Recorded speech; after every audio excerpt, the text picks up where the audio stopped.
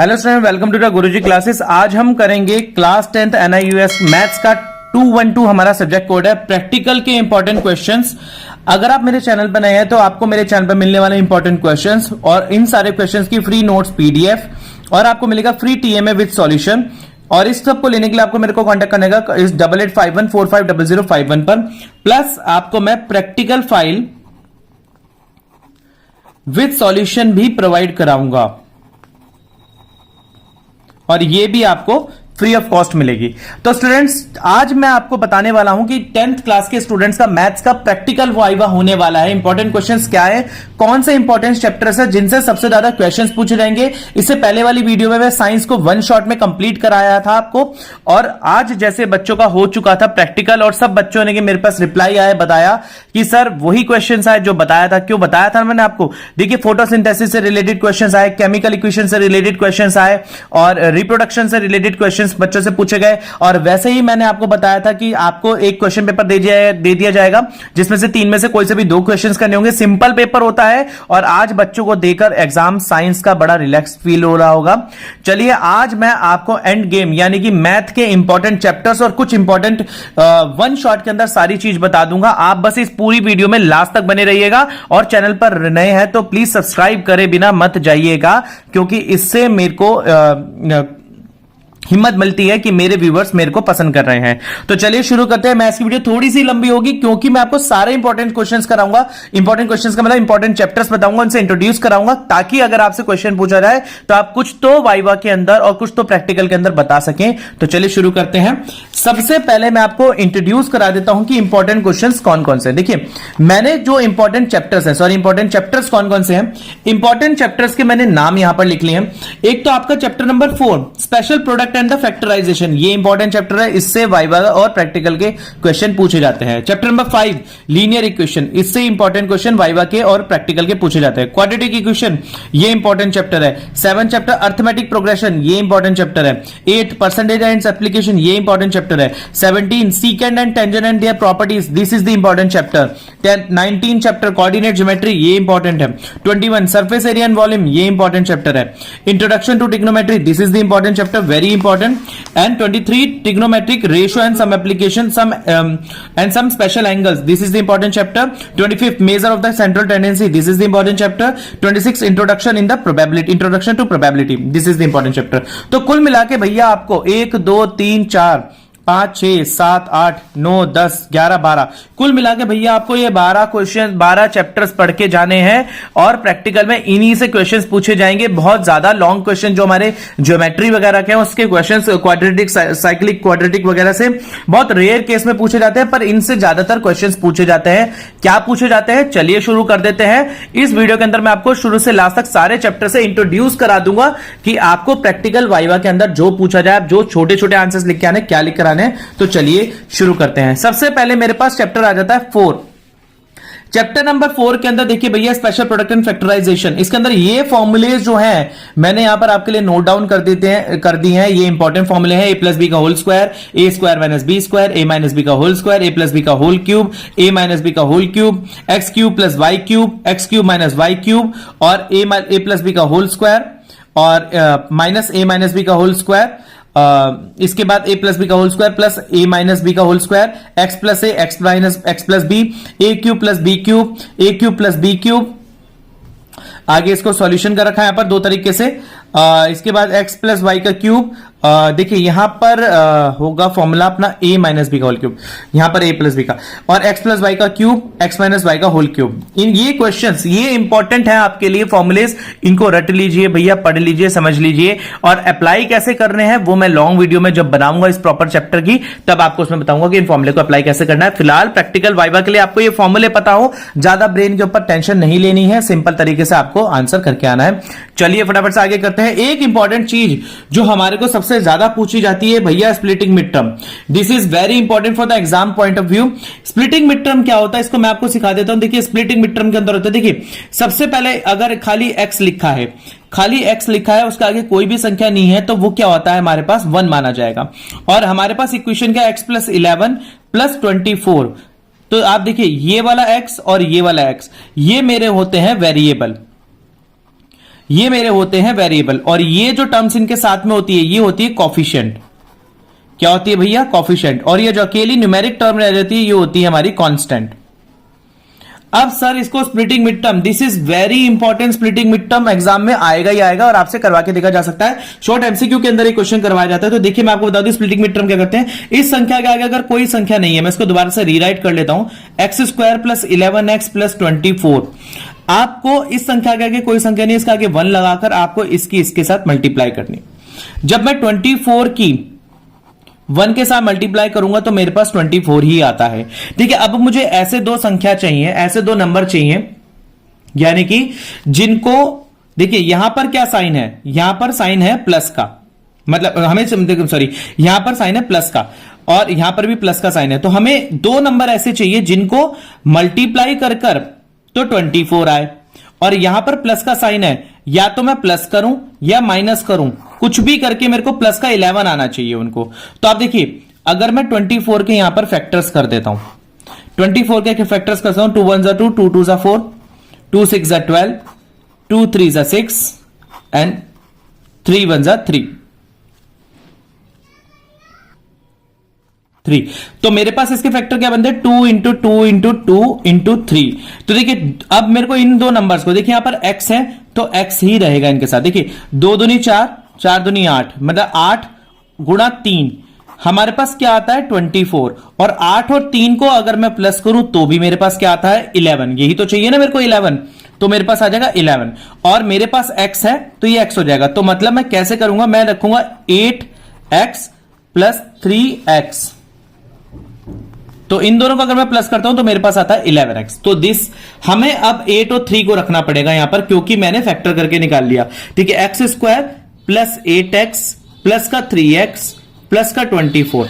देखिए इन दोनों में से आप कॉमन निकाल लेंगे। कॉमन कैसे निकालेंगे? दोनों के पास x है तो दोनों के पास एक x में से एक x बाहर आ जाएगा, अंदर क्या रह गया? x plus 8। इसके बाद प्लस दोनों के पास दोनों संख्या जो है 3 से डिवाइड हो जाएंगी, तो मैं क्या ले लूंगा यहां पर 3, अंदर क्या रह जाएगा? x plus 3 8 24। आपको ये ध्यान रखना है कि ये दोनों जो हमारे ब्रैकेट्स हैं ये सेम आने चाहिए। अगर ये ब्रैकेट्स मेरे दोनों सेम है तो मतलब हमारा आंसर राइट जा रहा है।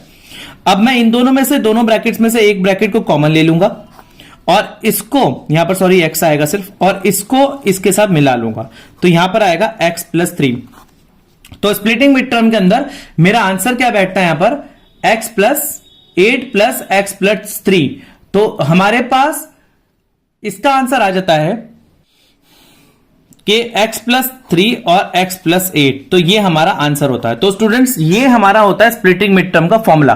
तो इस तरीके से चैप्टर नंबर 4 के अंदर यही इंपॉर्टेंट है, बस आपको ये थोड़े से फॉर्मूले और स्प्लिटिंग मिड टर्म आप समझ के चले जाइएगा, ये चैप्टर नंबर 4 आपका कंप्लीट हो जाएगा। चलिए फटाफट से चलते हैं लीनियर इक्वेशन चैप्टर नंबर 5 के ऊपर, जो कि हमारा है लीनियर इक्वेशन चैप्टर नंबर 5 के ऊपर। चलिए जल्दी से चलते हैं। देखिए लीनियर इक्वेशन चैप्टर नंबर 5 के अंदर देखिए हमारे पास px की वैल्यू निकालनी होती है। px का मतलब क्या होता है? देखिए जो संख्या अकेली होती है 2x, तो वो क्या होती है? मेरी मोनोमियल। अगर 2x स्क्वायर प्लस 5 के साथ में कोई और संख्या भी है, यानी कि दो संख्या, तो ये क्या है? मेरी binomial. 2x4 plus 5x cube plus 3, ये मेरी क्या है? ट्राइनोमियल। 1 2 3, तो ये मेरे क्या है? ये हमारी इक्वेशन बनती है। अगर मेरे को कोई भी लीनियर इक्वेशन बनानी है तो आप देखिए 2x का स्क्वायर प्लस 4x प्लस 3, जब ये इक्वेशन बन जाती है तो इसे बोला जाता है लीनियर इक्वेशन। इसे बोला जाता है लीनियर इक्वेशन। और यहां पर दोनों टर्म्स मेरी x हैं, तो इसे क्या बोला जाएगा? In one variable. In one variable, क्योंकि दोनों x हैं। अगर ये इस तरीके से होती 2x square plus 4y plus 3, तो ये क्या होता? x और y आ जाते, तो ये क्या हो जाता? Linear equation in 2 variable. ये आ जाता मेरा लीनियर इक्वेशन इन 2 वेरिएबल। तो हमारा लीनियर इक्वेशन 1 वेरिएबल। और चैप्टर नंबर 5 के अंदर आपका क्या है? डिग्रीज बतानी है लीनियर इक्वेशन की। देखिए 3x प्लस 5, अगर ऊपर कोई भी डिग्री नहीं है तो ये क्या होती है? मेरी लीनियर इक्वेशन। अगर मेरे पास 3x का स्क्वायर, अगर ऊपर स्क्वायर आता है तो वो मेरी क्या होती है? Quadratic equation. अगर यहां पर क्यूब आता है तो वो मेरी कौन सी इक्वेशन होती है? क्यूबिक। अगर मेरे पास 4 आता है तो वो होती है बाइक्वाड्रेटिक। तो स्टूडेंट्स अगर जिस इक्वेशन के अंदर स्क्वायर नहीं आता, अगर स्क्वायर नहीं है तो वो मेरी क्वाड्रेटिक नहीं है, पर लीनियर इक्वेशन होती है। तो ये चैप्टर के अंदर बस आपको लीनियर इक्वेशन का ध्यान रखना है, और इस चैप्टर को थोड़ा सा बड़ा चैप्टर है, बट इतना ही आपको समझ के चल जा रहा है। अगर टीचर आपसे पूछ ले भैया लीनियर इक्वेशन क्या होती है, आप बना के दिखा दे, तो आप इसको इजीली बना देंगे। मैं अगर इसको पूरे चैप्टर को कराने लगूं तो ये वीडियो बहुत ही लंबी हो जाएगी, और मैं चाहता हूं कि आपका समय बचाऊं और फटाफट से आपको मैं जल्दी से प्रैक्टिकल एग्जाम के लिए रेडी कर दूं, ताकि आपको कुछ तो आता हो। चलिए शुरू, अगला चैप्टर देखते हैं, चैप्टर नंबर 6, जो कि हमारे पास क्वाड्रेटिक इक्वेशन। देखिए जो लीनियर था वो सीबीएसई चैप्टर 9 से था, अब हम करते हैं क्वाड्रेटिक इक्वेशन। तो स्टूडेंट क्वाड्रेटिक इक्वेशन के लिए देखिए, सबसे पहले आपने अगर इन चैप्टर्स को अच्छे से बड़े लेवल पे करना है, तो आपको मैं इसके अंदर अपनी इस वीडियो के नीचे लिंक डिस्क्रिप्शन के अंदर अपनी 10th क्लास की सीबीएसई की प्लेलिस्ट अटैच कर दूंगा, ताकि आप वहां पर जाकर अगर आपको अच्छे से बड़े लेवल पर प्रोबेबिलिटी चैप्टर हो गया, क्वाड्रेटिक हो गया, और ये बड़े बड़े जितने भी चैप्टर्स आपको ये अगर समझने हैं, तो आप वहां से जाके मेरी प्लेलिस्ट पर क्लिक करके वहां से पूरी डिटेल वीडियो है, एक एक क्वेश्चन करा के मैंने बताया हुआ है, वहां से जाके आप इसको समझ सकते हैं। बट फिलहाल मैं आपको सिर्फ इंट्रोडक्शन दे रहा हूं उन चैप्टर्स के, कि ताकि आप प्रैक्टिकल एग्जाम में करके आए। देखिए लीनियर इक्वेशन, क्वाड्रेटिक इक्वेशन क्या होती है, देखिए लीनियर जिसमें हमें क्या देखनी होती है, डिग्री का मतलब जिसकी डिग्री 1 हो। देखिए 2x + 1, यहां पर कोई भी ऊपर डिग्री नहीं है, तो मतलब इसकी डिग्री 1 मानी जाएगी, तो ये क्या मेरी लीनियर। क्वाड्रेटिक डिग्री क्या होती है, जिसके ऊपर स्क्वायर हो, जिसकी डिग्री 2 हो, तो वो मेरी क्या होती है, क्वाड्रेटिक इक्वेशन। और क्यूबिक क्या होती है, जिसके ऊपर क्यूब हो, तो मेरी क्यूबिक होती है। ठीक है, इसके बाद अगर मैं आपको एक क्वेश्चन बताऊं करने के लिए, तो एक ही मेरे पास क्वेश्चन है जिसका है x + 1 का whole square is equal to 2x - 3। इसके अंदर देखिए x + 1 का होल स्क्वायर का मतलब a + b का होल स्क्वायर का फॉर्मूला लग रहा है। ये मैंने यहां पर x² + 1 की स्क्वायर + 2ab का फॉर्मूला लगा के ओपन कर लिया, और इसकी मल्टीप्लाई इसके और इसकी मल्टीप्लाई से 2x की मल्टीप्लाई 2x हो गया, और 2 की मल्टीप्लाई 3 से करी -3। x वाले सारे एक तरफ कर लिए, x वाले सारे एक तरफ आ गए, और x² + 2x - 2x + 1 + 6। तो अगर आप देखेंगे यहां पर माइनस का 2x प्लस के 2x से कैंसिल हो गया, और मेरे पास 6 में x बन गए। लास्ट में आंसर क्या आता है, 6 में 1 जोड़ के 7, x² + 7। तो यहां पर देखिए x का स्क्वायर आता है, x का स्क्वायर का मतलब अगर यहां पर डिग्री 7 स्क्वायर आती है, तो मतलब ये क्या मेरी क्वाड्रेटिक इक्वेशन है। और यही हमारा चैप्टर है आपकी बुक के अंदर, कि बताना है कि क्वाड्रेटिक इक्वेशन क्या है। बस आपको ये पता होना चाहिए, आप यहां पर लिख देंगे yes it is a quadratic equation. तो स्टूडेंट्स ये आपको इसमें बताना है। इसके अलावा 4th चैप्टर के अंदर एक क्वेश्चन और आता है, 2x² - 3x + 5। इसमें आपको रूट्स निकालने हैं। रूट्स इस चैप्टर के अंदर रूट क्या होते हैं, देखिए यहां का रूट निकालने का डिस्टिंक्ट, डी का मतलब होता है डिस्टिंक्ट, का फॉर्मूला होता है b² - 4ac। तो यहां पर जो d होता है अगर 0 से बड़ा है, तो इसके 2 डिस्टिंक्ट रियल रूट होंगे। अगर d जो है मेरा 0 के बराबर है, तो 2 इक्वल रूट होंगे, और d जो है अगर मेरा 0 से छोटा है, तो नो रियल रूट। देखिए एक क्वेश्चन कर लेते हैं। यहां पर क्वेश्चन आता है 2x² - 3x + 5 = 0। तो यहां पर इस क्वेश्चन में देखिए हमारे पास जो 2x है, जो 2x में a क्या है, देखिए a b c ये 3 संख्या है, a b c ये मेरा है। यहां पर a क्या है मेरा, यहां पर 2 है, b क्या है मेरा यहां पर -3 है, c क्या मेरा है 5 है। ये इनमें से इस फॉर्मूले के अंदर मेरे को रूट्स निकालने। देखिए रूट का फॉर्मूला क्या होता है, डिस्टिंक्ट का b² - 4ac। तो हमारे पास b की जगह पर मैं क्या रख दूंगा, 3 रख दूंगा, और a का जगह पर a रख दूंगा, और c की जगह पर मैं मतलब कि 5 रख दूंगा। तो जब इनको तीनों को मल्टीप्लाई करूंगा, 3 3 = 9 हो जाएगा, यहां पर ये -40। आंसर क्या आता है मेरा, -31।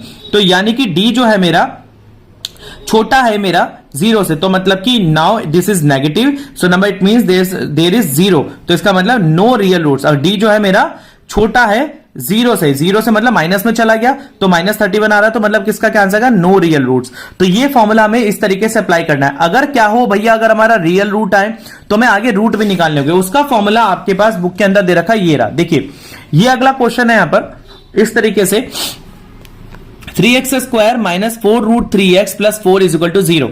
तो यहां पर हो जाता है a = मेरा क्या है 3 है, b मेरा क्या है -4√3 है, और c क्या है मेरा 4 है। तो d निकालना होगा आपको। d का फॉर्मूला क्या होता है, b² - 4ac। तो इसमें क्या आंसर आएगा, देखिए 4ac में निकाल दूंगा पहले। d क्या आ रहा है मेरा 0 का मतलब क्या है मेरा यहां पर, तो हमारे पास 2 इक्वल रूट्स, मतलब कि 2 बराबर रूट्स आएंगे, यानी कि x और y आएगा। x और y निकालने के लिए फॉर्मूला क्या होता है मेरे पास, x माइनस का b plus minus √b² - 4ac upon में 2a। या फिर अगर मैं इसको शॉर्ट, देखिए b² - 4ac का मतलब क्या होता है, d, यानी कि हमें d तो निकालना था यहां पर, तो हमने d निकालना था, तो हमने d को सीधा यहां पर रख दिया हमने, b minus plus minus √d upon में 2a। अब चलिए इन सबको रख देते हैं यहां पर फॉर्मूले के अंदर। तो b माइनस क्या था मेरा 4 3, तो वो मैंने यहां रख दिया। प्लस माइनस डी क्या निकल के आया मेरे यहां पर 0, जो मैंने जिसकी वैल्यू यहां पुट कर दी, और 2 इंटू 3 जो मेरा आ गया 2a। इसको जब मैं सॉल्व करूंगा तो यहां पर x आ जाएगा मेरा 2√3/3। तो यानी कि 2 इक्वल रूट का मतलब आएगा कि मेरा x भी 2√3 आएगा और y भी 2√3 आएगा, मतलब कि 2 इक्वल रूट है, यानी कि x और y 2 इक्वल रूट आ जाएंगे। तो ये आपका इजीली आप क्वेश्चन कर लेंगे। इसके साथ ही साथ एक छोटी सी चीज आपको लीनियर इक्वेशन में बताना भूल गया कि लीनियर इक्वेशन के अंदर देखिए हमारे पास आपको ग्राफ पेपर बनाना पड़ेगा। ग्राफ पेपर का मतलब कि आपको यहां पर देखिए ये हमारा जो ग्राफ पेपर होता है वो हमारे 4 पार्ट में डिवाइड हो जाता है, first quadrant, second quadrant, third quadrant and fourth quadrant. और ये जो एक्स एक्सिस होता है इसे एब्सेसिका बोलते हैं, और ये जो वाई एक्सिस होता है इसे ऑर्डिनेट बोलते हैं।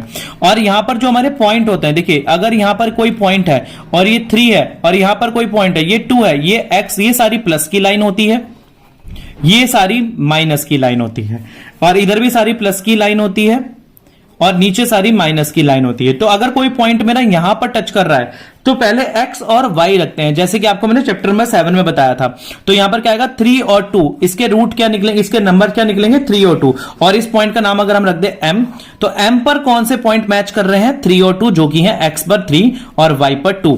तो ये हमारा क्वाड्रेंट्स आपसे जरूर पूछा जाएगा। एब्सेसिका क्या होता है x एक्सिस, ऑर्डिनेट क्या होता है y एक्सिस, और इन चारों खानों को क्या बोलते हैं क्वाड्रेंट्स, क्वाड्रेंट 1 2 3 4, ठीक है। और इस पूरे ग्राफ पेपर को क्या बोलते हैं कार्टेशियन प्लेन, इसको पूरे ग्राफ पेपर को बोलते हैं कार्टेशियन प्लेन, इस पूरे ग्राफ पेपर को बोलते हैं कार्टेशियन प्लेन।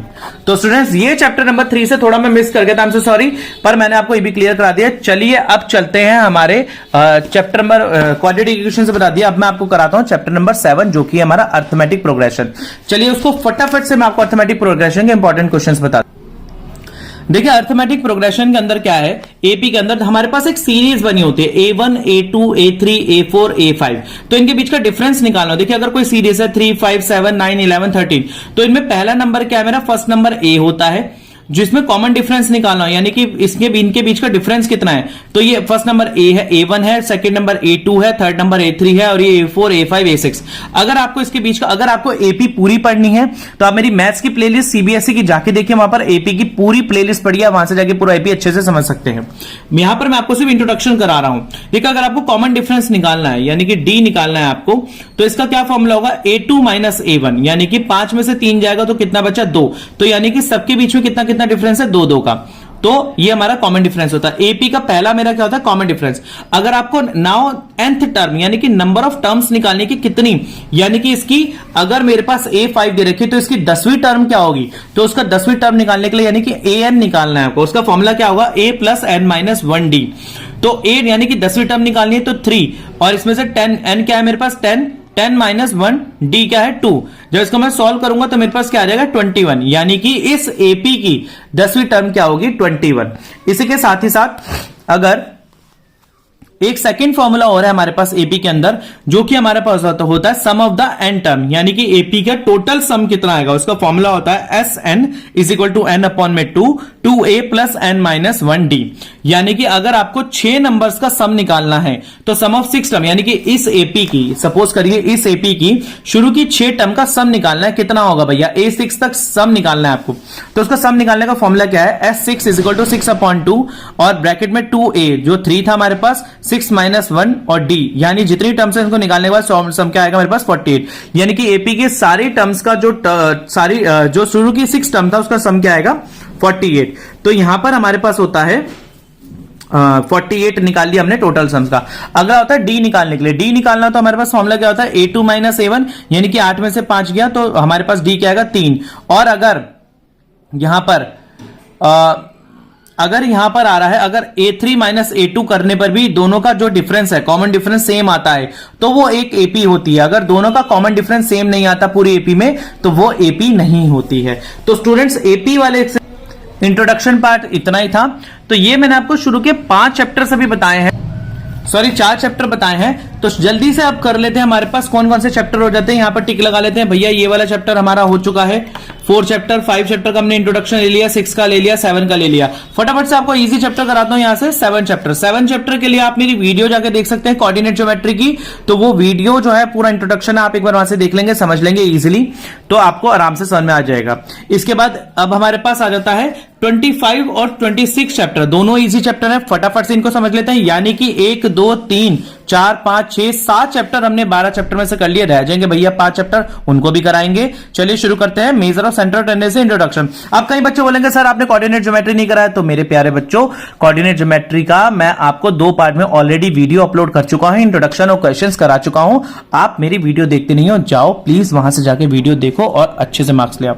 मैंने करवाया है, कुछ थोड़ी मेहनत आप भी तो करो प्लीज, मेरा गला थक जाता है यार बोलते बोलते इतना, कोई बात नहीं, खैर आपके लिए कुछ भी। 25 एंड 26 करते हैं और measure of central tendency and introduction to probability, जल्दी से फटाफट से मैं आपको कराता हूं। यस, आ गया है चैप्टर प्रोबेबिलिटी का। इंट्रोडक्शन में आपको करा देता हूं। देखिए प्रोबेबिलिटी क्या होती है, प्रोबेबिलिटी होती है किसी चीज के होने के चांसेस कितने हैं। यानी कि अगर समझिए ये एक बैग है, इस बैग के अंदर 3 लाल गेंद है और 3 काली गेंद है, तो अगर मैं इसके अंदर से टोटल कितनी गेंद है 5, तो यानी टोटल नंबर जो होगा वो हमेशा नीचे आएगा। और मैं आपसे बोलूं कि लाल गेंद आने के कितने चांसेस हैं, तो आप बोलोगे sir 1 2 3, total number of outcome favour में कितने आ सकते हैं 3, तो 3/5 हो जाएगा। अगर मैं आपसे बोलता काली गेंद आने के कितने चांसेस हैं, तो आप बोलते सर 2, क्योंकि 2/5 टोटल गेंद है 5 और नंबर कितने आ सकते हैं 2।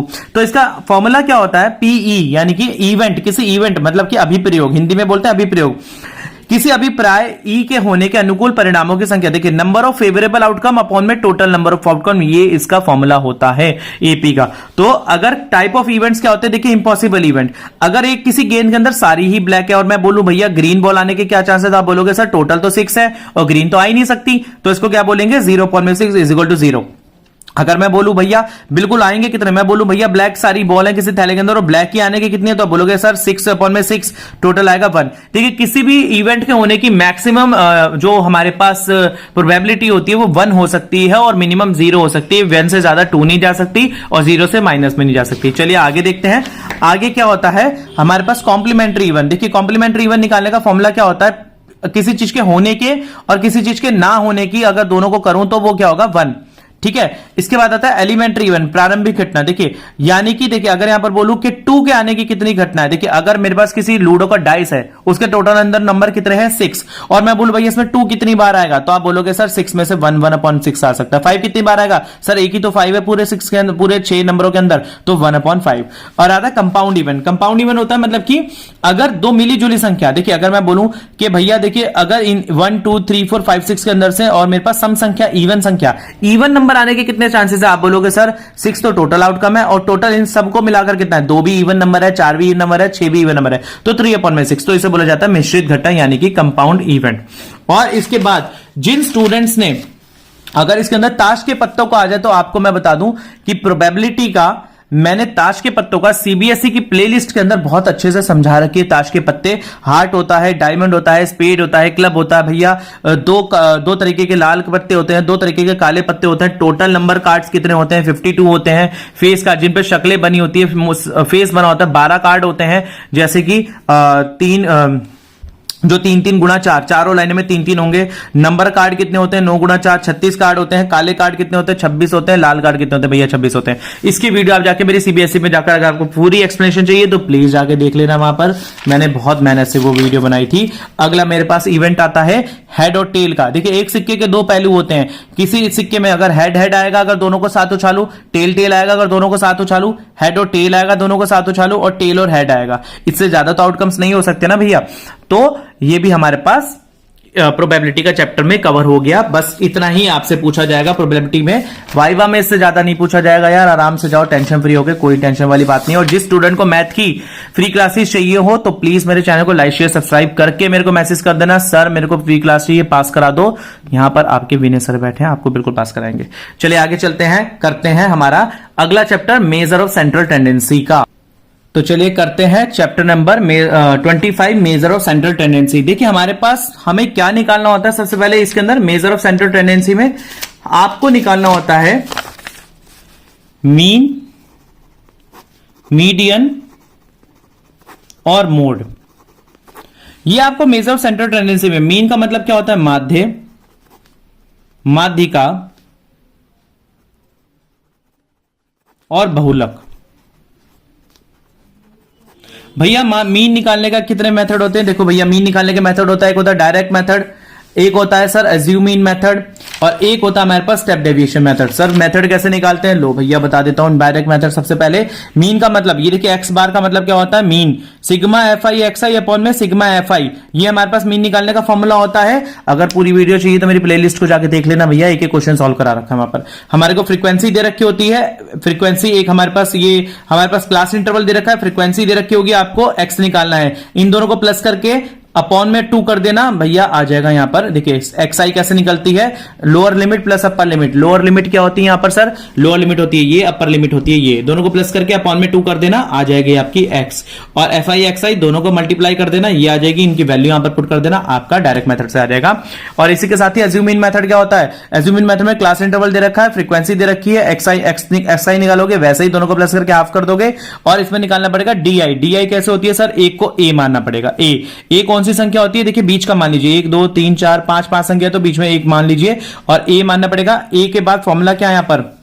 हमारे पास एज्यूम मीन मेथड का फॉर्मूला है, mean is equal to A plus sigma x I, sigma F I D I upon में एफ आई। ए कैसे निकला?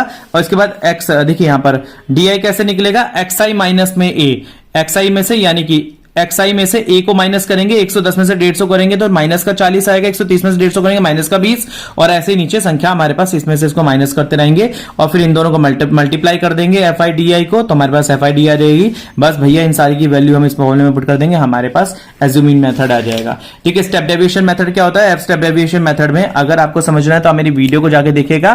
फॉर्मूला बता देता हूं आपको, A plus sigma F I U I upon में sigma F I into H. H क्या होता है? एच होता है इन दोनों के बीच की हाइट। मैक्सिमम क्लास इंटरवल कितना आ रहा है? वो एच होता है।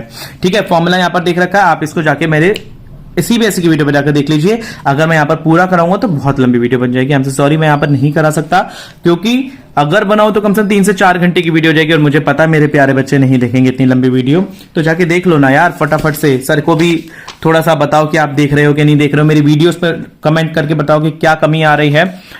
और अगला होता है हमारे पास, आगे देखते हैं, डायरेक्ट मेथड से सारे क्वेश्चंस हो जाते हैं। अगला होता है मेरे पास यहां पर आपको निकालना है मोड।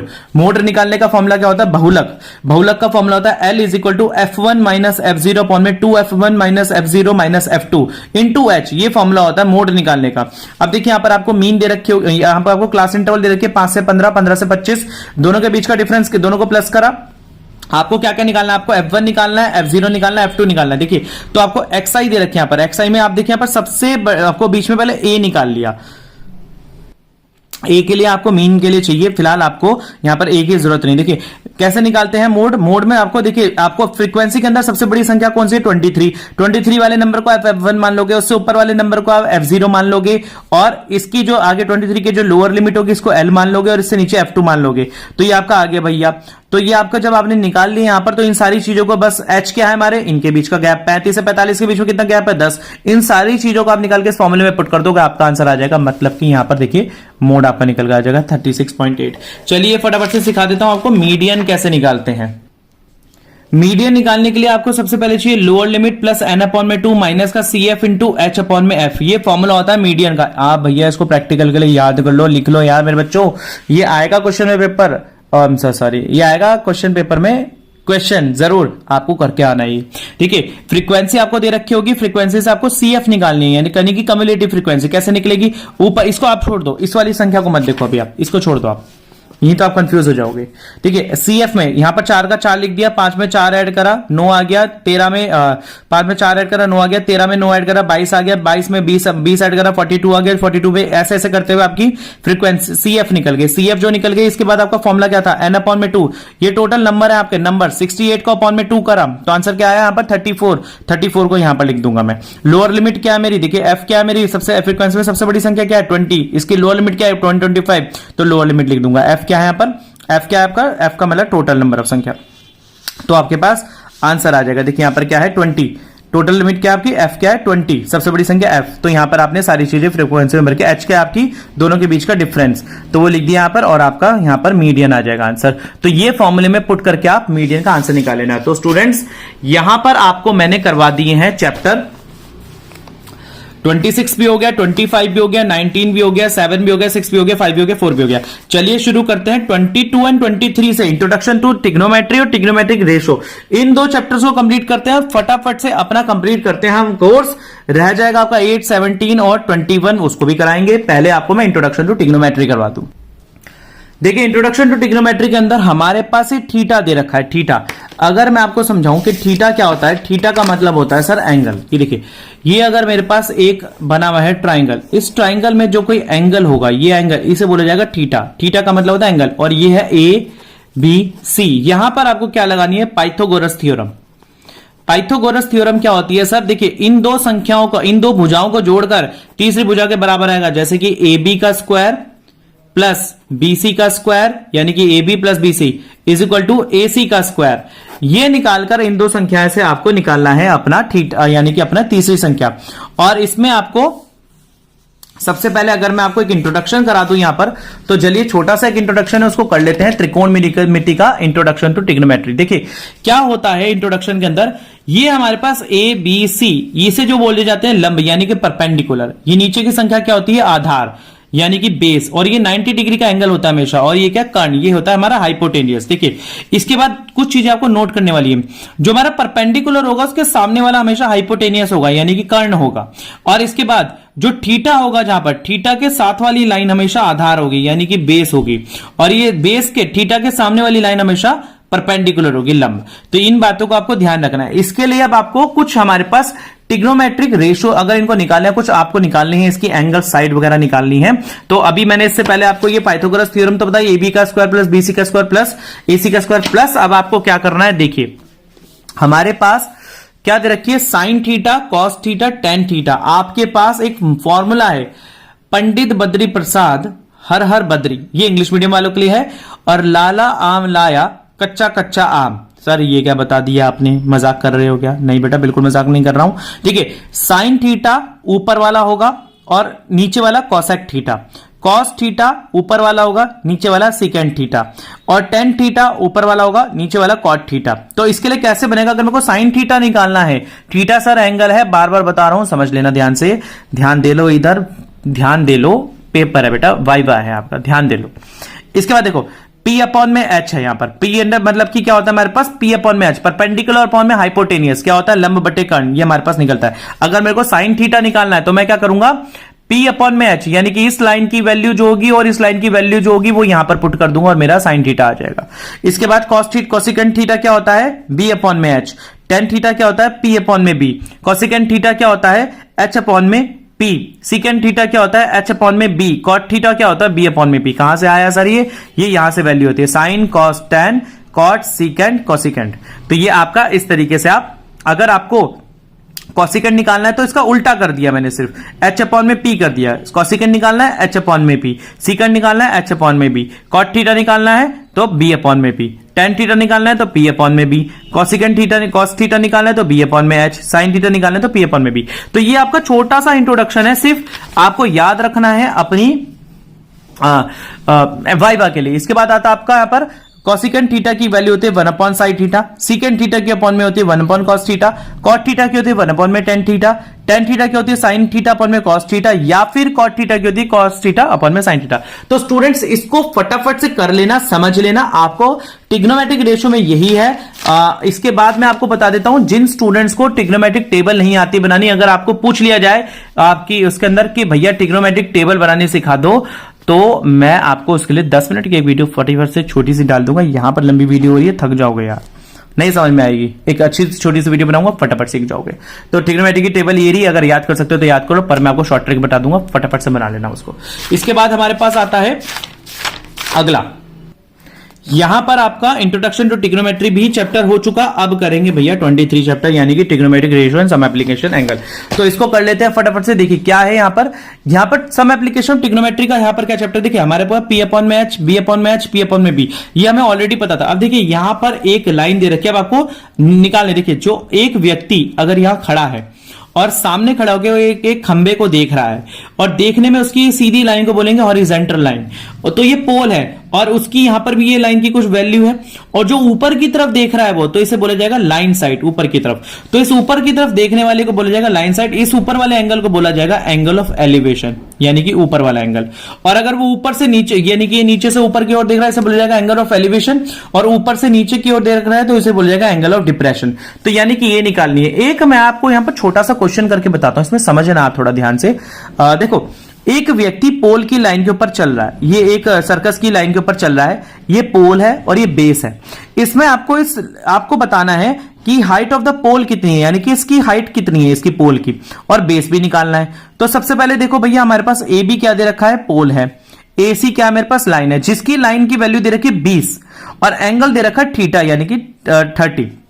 तो आपको पोल निकालना है, यानी कि आपको क्या करना है, यहां पर एच पी अपॉन में एच करना है। जो चीज आपको निकालनी है वो ऊपर रखनी है, यानी कि क्या करना है आपको, पी अपॉन में एच।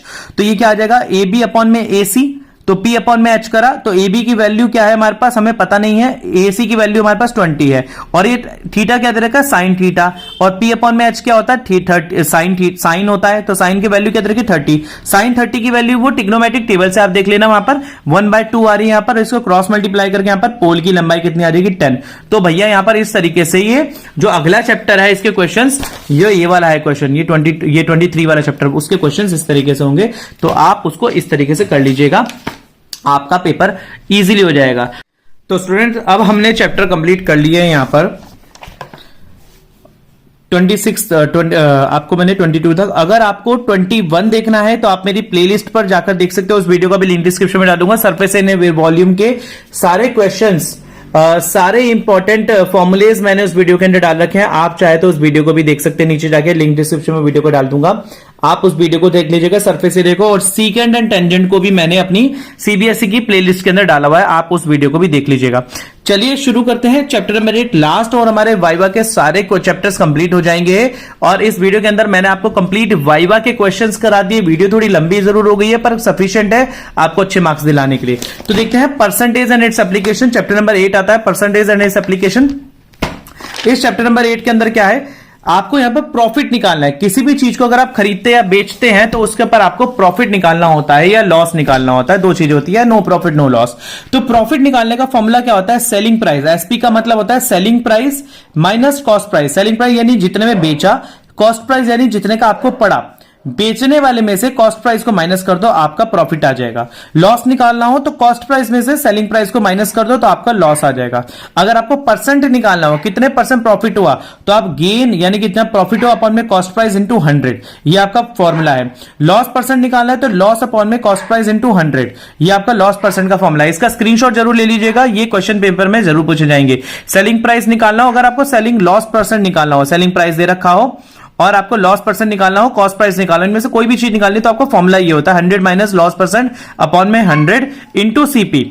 और सेलिंग प्राइस में दे रखा हो गेन परसेंट निकालना हो तो 100 प्लस गेन परसेंट अपॉन में 100 इंटू सीपी, ये आपका फॉर्मूला। अगर आपको सिंपल इंटरेस्ट निकालना है तो देखिए इंटरेस्ट का मतलब आई होता है, प्रिंसिपल का मतलब पी, और रेट ऑफ इंटरेस्ट का मतलब R%। तो इंटरेस्ट निकालने का फॉर्मूला था P into R into T और P into R into T upon में 100, ये आपका हो गया सिंपल इंटरेस्ट का। अगर आपको कंपाउंड इंटरेस्ट निकालना है, कंपाउंड इंटरेस्ट निकालने का फॉर्मूला होता है अमाउंट, जिसमें होता है ए, और इसमें आपको निकालना होगा principal plus interest plus rate of interest, और एन। एन का मतलब क्या होता है, टाइम।